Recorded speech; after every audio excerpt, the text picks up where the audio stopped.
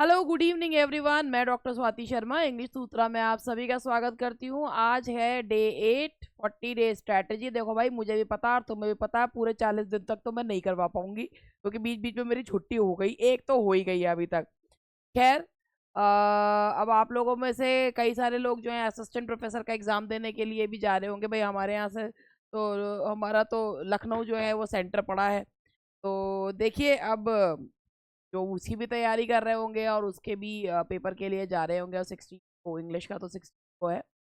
तो अब आप लोग जो है भाई देखिए, अगले महीने पेपर आपका है तो आप अफवाहों में ना पड़ें भाई।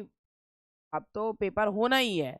जो आप आपकी तैयारी है उसे लास्ट ब्रश अप करने का समय आ गया है कि भाई अब दिमाग को शांत रखना है। आखिरी में तो मेन मेन चीजें होती हैं उन्हें तैयार करना है।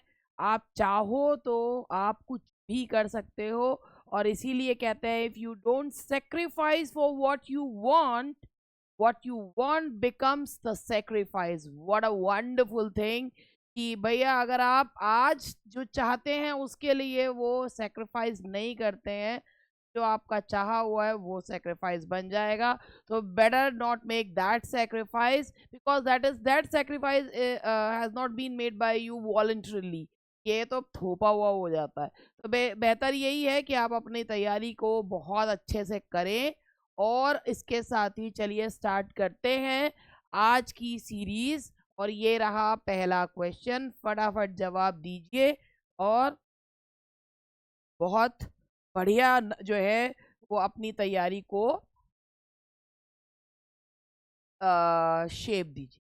Here are some names of Shakespeare's play. Which one doesn't use cross dressing as device? As You Like It, Julius Caesar, Cymbeline या Two Gentlemen of Verona? देखिए, क्रॉस ड्रेसिंग जो होता है,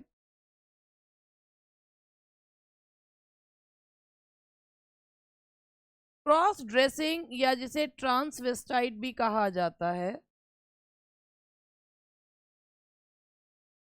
इसका मतलब ये होता है कि when women dresses up like a men, और a men dresses up like a woman, that is called cross dress. तो आप यहाँ पर देखिए, इनमें से कौन सा प्ले है जिसमें क्रॉस ड्रेसिंग का यूज नहीं किया गया? एज यू लाइक इट में यूज किया गया है, सिम्बलिन में यूज किया गया है, टू जेंटलमैन ऑफ वेरोना में यूज किया गया है। But the answer is Julius Caesar में क्रॉस ड्रेसिंग का यूज नहीं करा। The correct answer is Julius Caesar. Question number 2, the antonym of corpulence. एक बार कहीं पर मैंने जो है इसको पढ़ा था, कार पर लेटा है मोटा आदमी। तो ये इसका शॉर्ट ट्रिक मैंने कहीं पे, पता नहीं कौन सी किताब थी एक मेरे पास, तो उसमें ऐसे शॉर्ट ट्रिक से वर्ड्स याद करा रखे थे। ज़्यादा तो मुझे याद नहीं हुए, मतलब उससे शॉर्ट ट्रिक्स नहीं याद हुई। लेकिन जैसे एबेटॉयर था कि अब एक्टर नहीं बन पाएगा पशु चोर, तो एबेटॉयर के लिए था वो। इसी तरीके से कॉर्पुलेंस का मुझे याद, मतलब ये बहुत पहले मैंने कभी पढ़ा था। तो कार पे लेटा है मोटा आदमी, तो कॉर्प्यूलेंस मतलब होता है फैट पर्सन। तो उसका ऑपोजिट होगा आपका, दैट इज स्लेंडर, पतले दुबले, that is slender. Now the next question is, जब कभी पहले ये इस तरीके के क्वेश्चंस आते थे ना, कॉर्प्यूलेंस या कुछ ऐसे ही संबंधित क्वेश्चन, या जब कभी मैं अपने कॉलेज में स्टूडेंट्स पढ़ाते हुए भी इस तरीके के कुछ क्वेश्चंस आ जाते थे कि मैं मोटापा और वो, तो आई यूज टू गेट वेरी, जैसे कहना चाहिए ना, uncomfortable at that particular time. ठीक है, लेकिन अब मैं वो अनकंफर्टेबल होना जो है मेरा पहले से थोड़ा कम हो गया है। Next question is, he has many mouths to feed. The figure of speech is A litotes, B pun, C antithesis, या डी सिनेक्डोकी। तो अब आप अगर इस क्वेश्चन को ध्यान से समझें तो he has many mouths to, तो यहाँ पर आप देखिए माउथ जो है ये पार्ट है, और पार्ट से होल को यानी कि पूरे ह्यूमन बीइंग को बताया जा रहा है। ये कौन सी फिगर ऑफ स्पीच है? That is synecdoche. Change the voice, this box contains many beautiful article. तो अब आप इसमें अगर यहाँ देखें तो इस चीज, इन चीजों को याद रखिएगा। कंटेन अपने साथ जो प्रेपोजिशन लेता है वो बाय नहीं इन लेता है। तो इसका है many beautiful articles are contained in this box. The answer is C. Question number 5, change the voice. तो क्वेश्चन पढ़ लीजिए पहले और फिर देख लीजिए। Your behaviour pleased me, I am pleased with your behaviour, I was please your behaviour, I was please by your behaviour, none of these.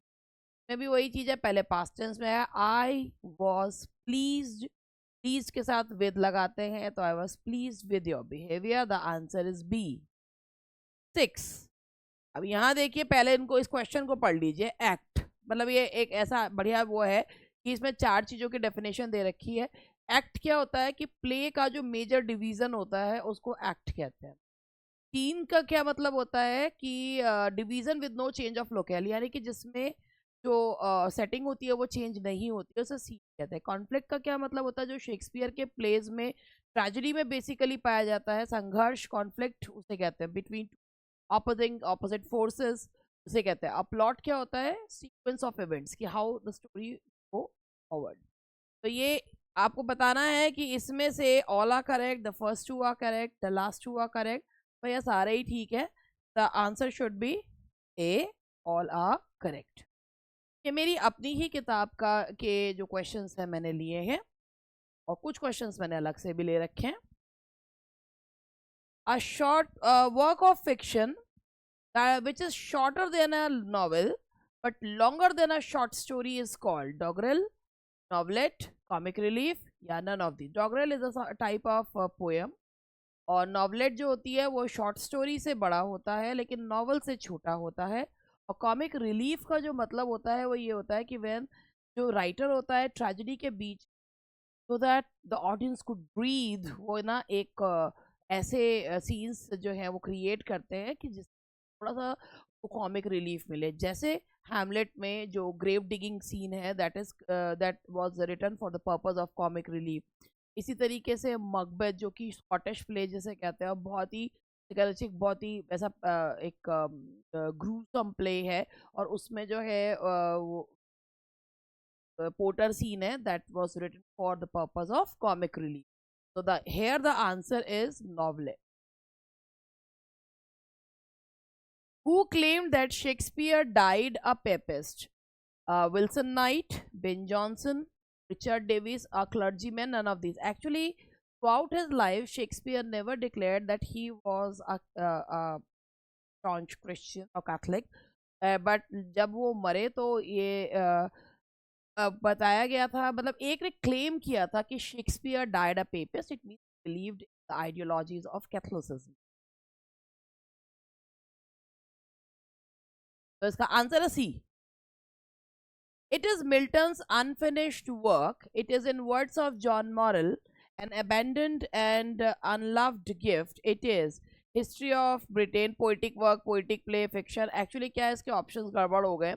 एक ही ऑप्शन इसका सही है, तो वो हिस्ट्री ऑफ ब्रिटेन ही है, और इसका आंसर क्योंकि एग्जैक्टली यही ले लिया। हिस्ट्री ऑफ ब्रिटेन उनका आधा जो है, मतलब उन्होंने शुरुआत करी थी, और जहाँ से शुरुआत, मतलब शुरुआत से इंग्लिश हिस्ट्री को उन्होंने, और उसके बाद उन्होंने जो 106 पे 11th सेंचुरी पे उन्होंने जो है उसको छोड़ दिया था, उसके बाद उन्होंने से कंटिन्यू नहीं करा था। तो answer is history of Britain. अब ये क्वेश्चन को हम क्या करें इसका।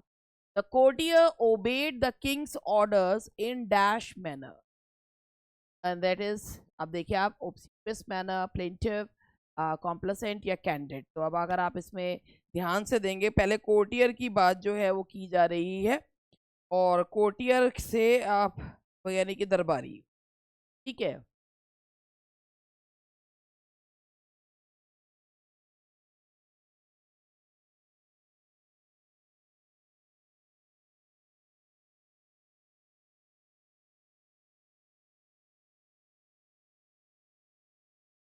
देखिए इसमें क्या है कि बेसिकली इसमें होना ये चाहिए, the courtier obeyed the king's order in dash manner. मैं ये देख रही थी कि इसमें जो है ना, आप ऑब्सिक्वियस लीजिए या कॉम्प्लेसेंट लीजिए, एक ही चीज होती है कि वैसे क्योंकि दोनों का एक ही मतलब है कि मरे जा रहे हैं दूसरे को प्लीज करने के लिए, तो इसमें ये दोनों ही है, लेकिन हाँ अगर दोनों आ जाते हैं तो ये है कि सर्वाइल मैनर में ज्यादा जो होता है वो ऑब्सिक्वेंस जो है उसको मानिए।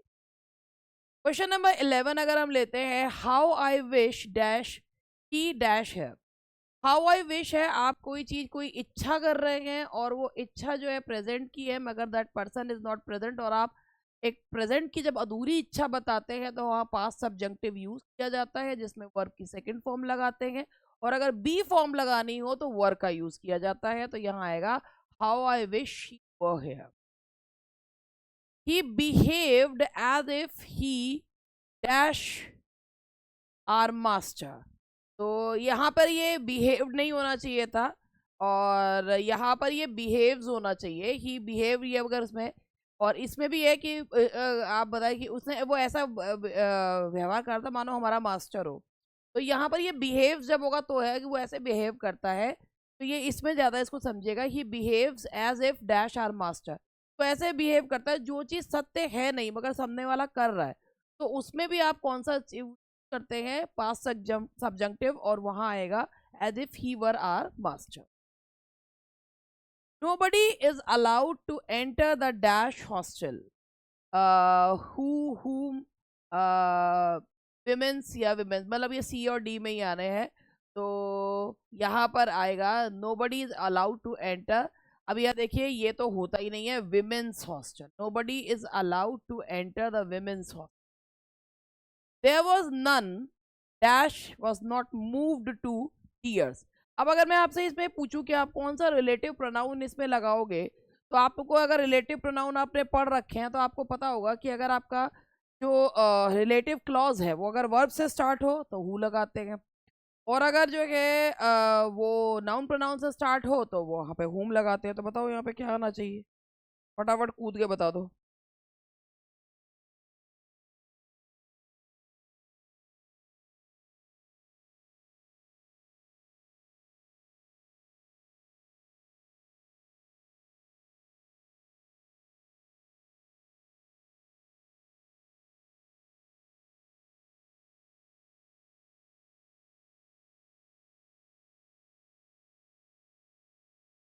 देखिए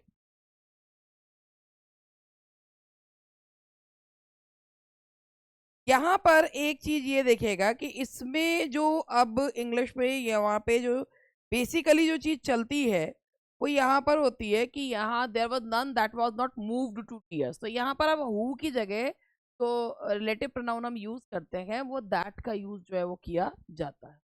यही आपका आंसर था, तो चल दिए आप, बहुत अच्छी बात है। और एक ये है dash cannot be cured must be endured. तो यहाँ पर है यहाँ पे विच कैन नॉट बी के सेंस में यूज करते हैं, तो यहाँ पर आप क्या लगाएंगे इसको देखिए।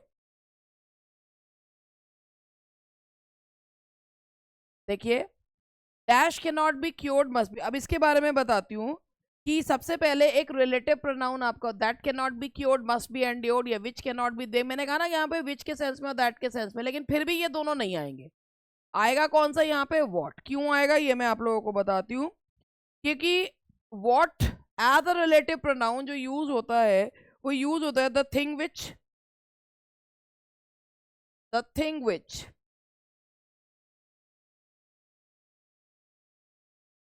और वॉट कभी भी किसी एंटीसीडेंट के लिए यूज नहीं हो सकता।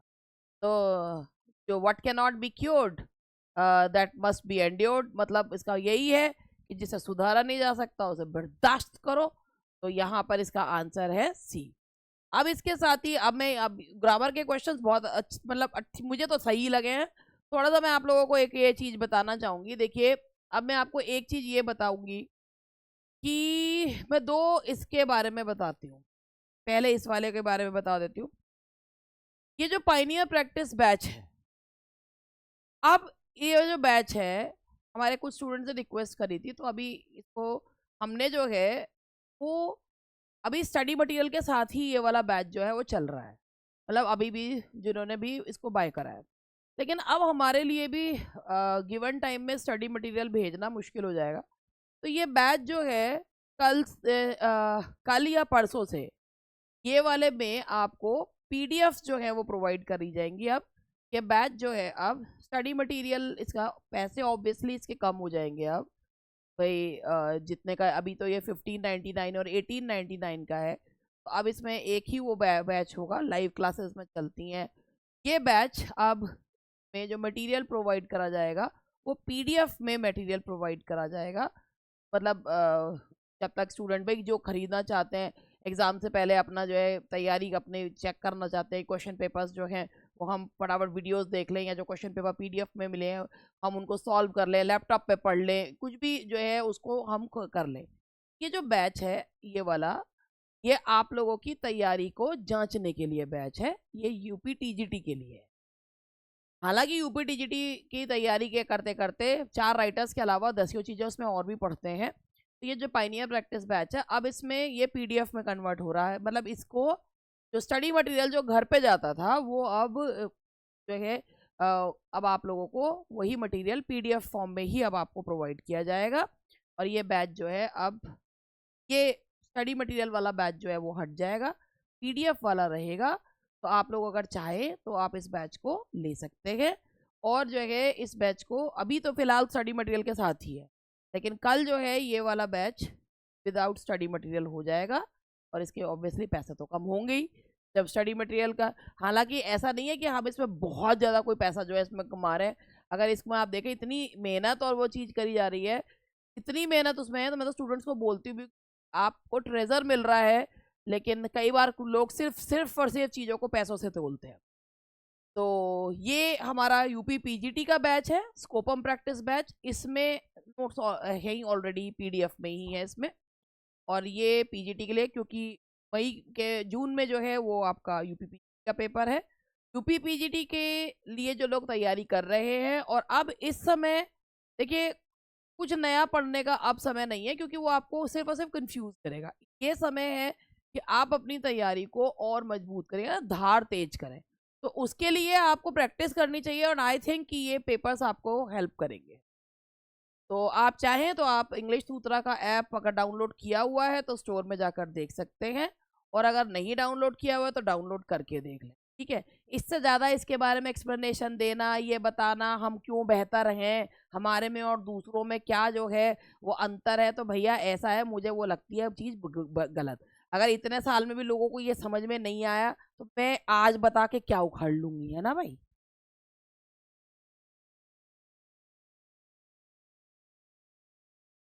तो अच्छी लगूं तो अच्छी बात है, ना लगूं तो कोई बात नहीं। अब यहां पर ये एक क्वेश्चन है, क्वेश्चन नंबर 16। पहले क्वेश्चन देखिए, identify the primary grammatical function of the underline non finite phrase in the following sentence. Having been delayed by the traffic, she arrived late for the meeting. Adjective phrase modifying she. Adverbial phrase indicating reason. Noun phrase acting as the subject. Absolute phrase providing background information. तो भैया पहले आप यहां पर अगर देखें तो इसमें जो ऑप्शन ए और वो तो काट दो, ए और सी काट दो, क्योंकि ये जो है ये एडजेक्टिवल फ्रेज शी को मॉडिफाई नहीं कर रहा है, और ये नाउन फ्रेज तो है ही नहीं, ये पार्टिसिपल फ्रेजेस हैं। पार्टिसिपल फ्रेजेस है, सबसे पहले आप ये देखिए कि ये बी और डी में से कुछ होगा। तो कुछ के दिमाग में आ सकता है कि भाई ये एब्सोल्यूट फ्रेज है। एब्सोल्यूट फ्रेज का मतलब होता है कि कोई नाउन या प्रोनाउन आएगा और उसके बाद जो है वो उसको एक पार्टिसिपल फॉलो करेगा, ठीक है। तो जैसे अगर है the sun having risen the fog disappeared, the sun having risen, the sun noun है, उसके बाद एक पार्टिसिपल फ्रेज आ रहा है। तो ये एब्सोल्यूट फ्रेज भी नहीं है, क्योंकि ये मैंने आपको अगर आपने याद हो कल भी मैंने चीज बताई थी। तो यहाँ पर इसका जो है ये ही सब्जेक्ट है, she having been delayed by the traffic arrived late for the meeting. तो यहाँ पर जो है यहाँ पर ये रीजन बताया जा रहा है। तो ये जो है adverbial phrase having been delayed by phrase indicating, वैसे she arrived late for the meeting, why का जवाब दिया जा रहा है। Having been delayed by the है पार्टिसिपल, लेकिन ये है पार्टिसिपल फ्रेज और इंडिकेट क्या कर रहा है, रीजन कर रहा है। तो ये है कि she arrived late for the meeting, why, having been delayed by the traffic. तो ये चूंकि जो भी चीज रीजन बताती है, रीजन में वाई वाला सेंस आ रहा है, she arrive late for the meeting, why having been delayed by the traffic. तो यहाँ पर ये है participle but it is indicating reason, तो यहाँ पर इसका आंसर डी आएगा। एब्सोल्यूट फ्रेज हम कर सकते थे, लेकिन एब्सोल्यूट फ्रेज के लिए फिर वही वाली बात होती है कि इसमें नाउन और प्रोनाउन के बको पार्टिसिपल जो है वो फॉलो करता है। ठीक है जी।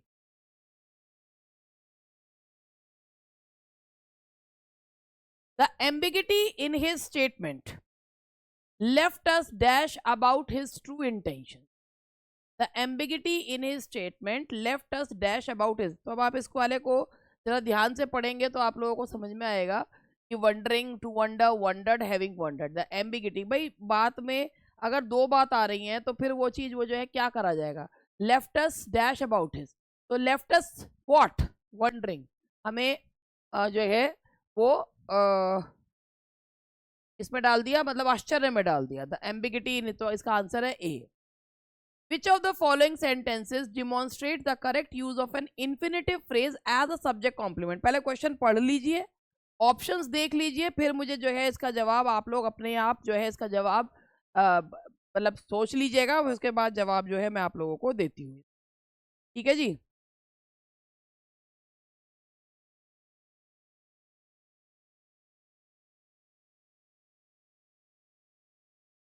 देखिए इसमें पूछा है which of the following sentences demonstrates the correct use of an infinitive phrase. जहां नॉन फाइनाइट्स आते हैं वो फ्रेजेस होते हैं as a subject complement. She enjoys what, swim in the ocean. तो शी एंजॉयज के बाद वॉट आ रहा है तो ये ऑब्जेक्ट के तौर पे यूज हो, ठीक है, ये ऑब्जेक्ट के तौर पे she enjoys what. His greatest ambition is to travel the world. Swimming in the ocean is her favourite, ये तो वैसे भी स्विमिंग इन द ओशन के हिसाब से है। What is her favourite activity, swimming in the ocean, ये Geraint के तौर पे use. Travel the world, one need sufficient funds, one need sufficient funds for what, travel the world. अब एक चीज देखिए, यहां से इस वाले बी वाले को देखिएगा, हिज ग्रेटेस्ट एम्बिशन, ये आपका सब्जेक्ट क्या है, टू ट्रेवल द वर्ल्ड। तो जो ये सब्जेक्ट है ये इसी के बारे में, सब्जेक्ट के कॉम्प्लीमेंट के रूप में, हिज ग्रेटेस्ट एम्बिशन इज, जैसे हम बोलते हैं ही इज अ डॉक्टर, तो ही इज व्हाट, ये ऑब्जेक्ट नहीं है, ये कॉम्प्लीमेंट है। इसी तरीके से ये इस सब्जेक्ट का इन्फिनेटिव के रूप में कॉम्प्लीमेंट है। तो the answer is B. Identify the type of non finite phrase underline in the sentence. We saw the suspect fleeing the scene. अब आप इसको पहले ये ऑप्शंस पढ़ लीजिए क्योंकि ये थोड़ा टाइम लगता है इनको पढ़ने में, इसलिए मैं टाइम देती हूँ और आप लोग पढ़ लीजिए अच्छे से इसको। अब इसके बाद मुझे बताइएगा।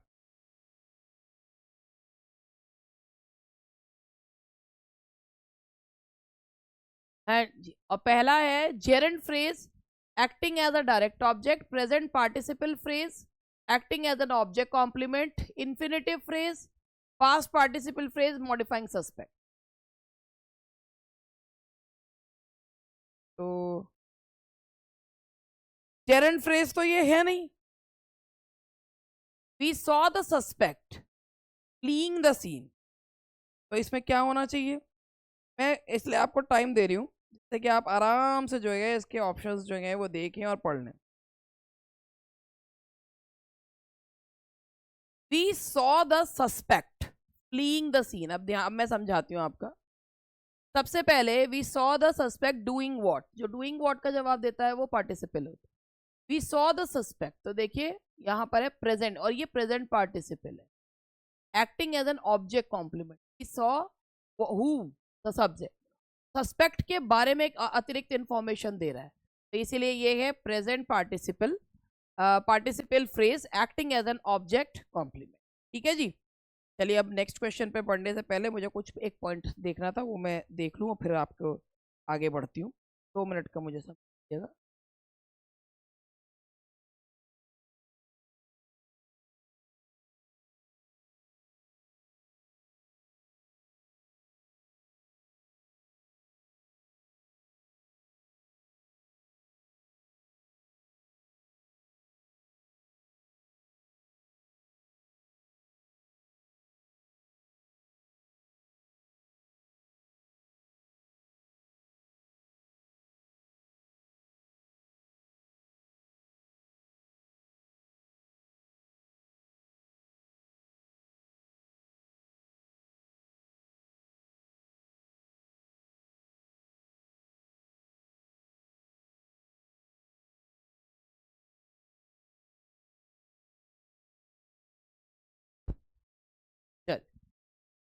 आगे बढ़ते हैं। नेक्स्ट है, fill in the blank with the most grammatically sophisticated non-finite construction. Dash all the necessary precautions, the experiment still resulted in failure. मेरा कैमरा घूम गया, एक्सक्यूज मी फॉर दैट। ये तो बड़ी खतरनाक चीजें हो जाती है कभी कभी। मेरा कैमरा ही घूम गया और आपको मेरी किताबें जो उटपटांग तरीके से लगी हुई है वो दिख गई। तो ये है, ऐसी हो जाता है, इसको रिमोट को अलग ही रखो। देखिए, dash all the necessary precautions, the experiment still resulted in failure, taking to take having. इसमें दो तीन जो है, आप इसमें यहाँ पर ये देखिए, ये दो ही इसमें एक ये और एक ये बैठ सकते। अगर आप इसमें प्रेजेंट पार्टिसिपल लेते हैं, taking all the necessary precautions, the experiment still resulted in failure, तो वो जब प्रेजेंट पार्टिसिपल हम तब लगाते हैं जब एक साथ दोनों काम हुए हुए हैं, ठीक है। लेकिन अगर एक काम के बाद दूसरा काम हुआ हो, यानी कि दोनों कामों के बीच में गैप हो, तो हम वहां पर परफेक्ट पार्टिसिपल का यूज करें। यहाँ पर जो सही आंसर है, that should be C, having taken all the necessary precautions, the experiment still resulted in failure. चलिए क्वेश्चन नंबर 21 देखिए, थोड़ा सा इसको क्वेश्चन को पहले पढ़ लीजिए। Which of the following sentences uses correctly the past perfect continuous tense to emphasize the duration of an action that was interrupted. पहले क्वेश्चन को समझ लीजिए कि which of the following sentences, इनमें से कौन सा सेंटेंस है तो करेक्टली यूज करता है पास्ट परफेक्ट कंटिन्यूअस टेंस। तो पास्ट परफेक्ट कंटिन्यूअस टेंस को जो जो जो जिसमें एक्शन बीच में टूटा है, he had been studying when the phone rang, he studied when the phone rang, he was studying when the phone rang। और इसमें पूछा है उन्होंने पास्ट परफेक्ट कंटिन्यूअस, तो पास्ट परफेक्ट का बताता है हैड बीन का ही यूज किया जाएगा, तो इसलिए इसमें आंसर है आपका A, he had been। D B देख लीजिए, he has been studying, he had been past perfect tense पूछा गया है, तो क्वेश्चन को बस पढ़ना होता है, he had been studying when the phone rang।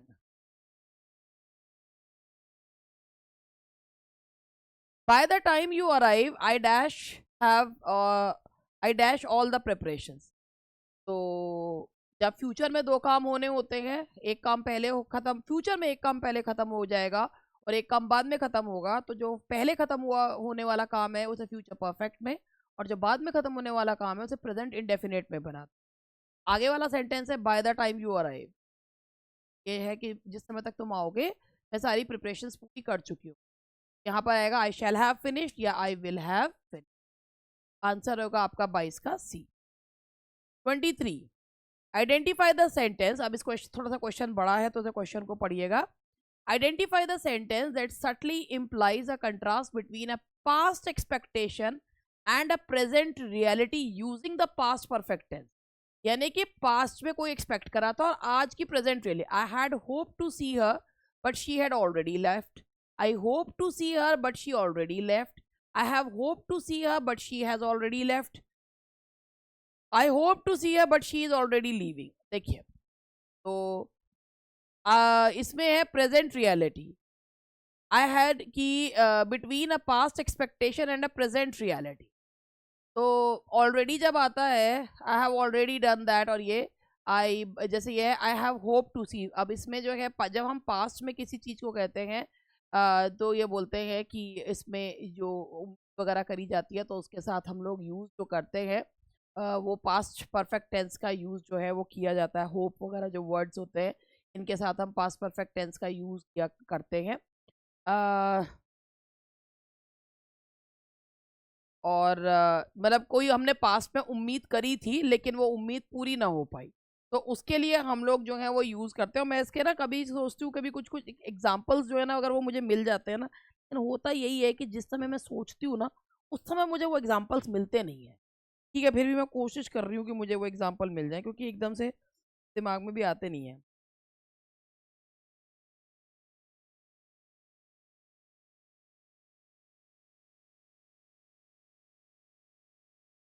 चलिए देखती हूँ, मिल गया तो बहुत अच्छी बात है, नहीं तो कोई बात नहीं है।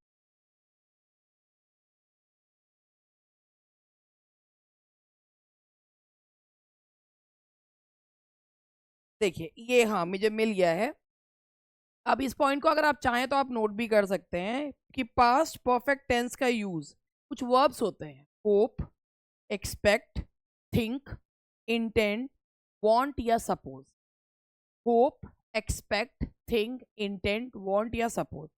जब हम अपनी पास्ट की कुछ इच्छाएं बताते हैं जो पूरी नहीं हो पाई, तो उसके सेंस में हम यूज करते हैं और इन वर्ब्स के पहले हम लोग पास्ट परफेक्ट लगाते हैं। जैसे एक एग्जांपल है, we had hoped that you would help us, you would cooperate us, ठीक है, लेकिन तुमने किया नहीं। ऐसे ही है, we had expected that she would attend the party.